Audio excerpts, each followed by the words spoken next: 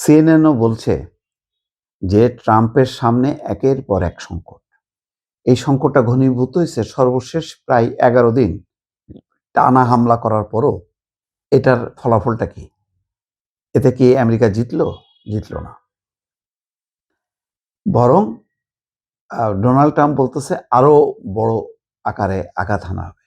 বলছে যে ইরান আলোচনা চায়। ইরান তো সবসময় বলছে তারা আলোচনা চায়, কিন্তু বারবার যুদ্ধের দায়টা আমেরিকার উপর চাপানো হচ্ছে এবং আমেরিকা সেটা বাস্তবে সেটা প্রতিপালনও করছে, যুদ্ধ করছে, বোমা হামলা চালাচ্ছে, কিন্তু এর লক্ষ্য অর্জন হচ্ছে এমন কোনো আভাস মেলেনি। বরং ইরান বলছে যদি আবারও এবার বন্ধ হবার পর যদি আবারও তারা হামলা চালায়, আবারও পাল্টা হামলা চালানো হবে।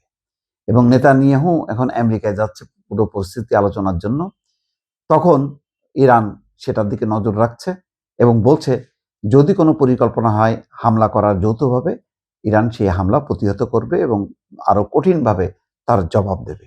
ইতিমধ্যে দ্বিতীয় দফা হামলার পর ইরানের আমেরিকার 4 জন সৈন্য মারা গেছে, 100-র উপরে আহত হয়েছে। রিপাবলিকানদের মধ্যে এখন প্রতিক্রিয়া শুরু হয়েছে। তারা বলছে যে যদি নভেম্বরে ডোনাল্ড ট্রাম্পকে জিততে হয় মধ্যবর্তী নির্বাচনে, তাহলে এই যুদ্ধ বন্ধ করতে হবে এবং একই সঙ্গে ডোনাল্ড ট্রাম্পকে আমেরিকান জনগণের কাছে দেখাতে হবে যে এই যুদ্ধের মধ্য দিয়ে আমেরিকার বিজয় হয়েছে।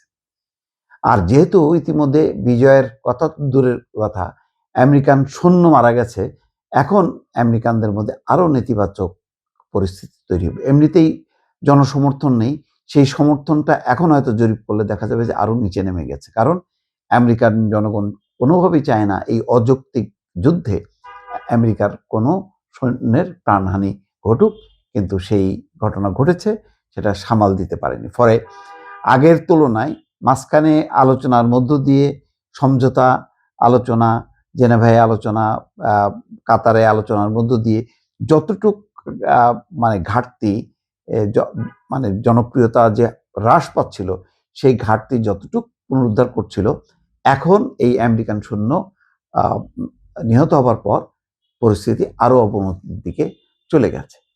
এখন এই যুদ্ধ কি টানতে পারবে? বলা হচ্ছে যে 42% রিপাবলিকান এবং 53% স্বতন্ত্র ভোটাররা বলেছেন মধ্যপ্রাচ্যে মার্কিন সেনা নিহত বা আহত হলে তারা যুদ্ধের বিরোধিতা করার দিকে আরো ঝুঁকবে। তার মানে আরো বেশি পরিমাণ ঝুঁকবে। তো এখন এর ফলে যেহেতু কোনো অবস্থায় মানে ইরানকে দমন করা যাচ্ছে না এবং ইতিমধ্যে খবর বের হয়েছে যে যুদ্ধের যে রসদ কমে যাচ্ছে, অর্থাৎ ক্ষেপণাস্ত্র, তারপরে গোলা বারুদ সব কমে যাচ্ছে, যুদ্ধ এই চালায় যাওয়ার মতন অবস্থা এখন নেই।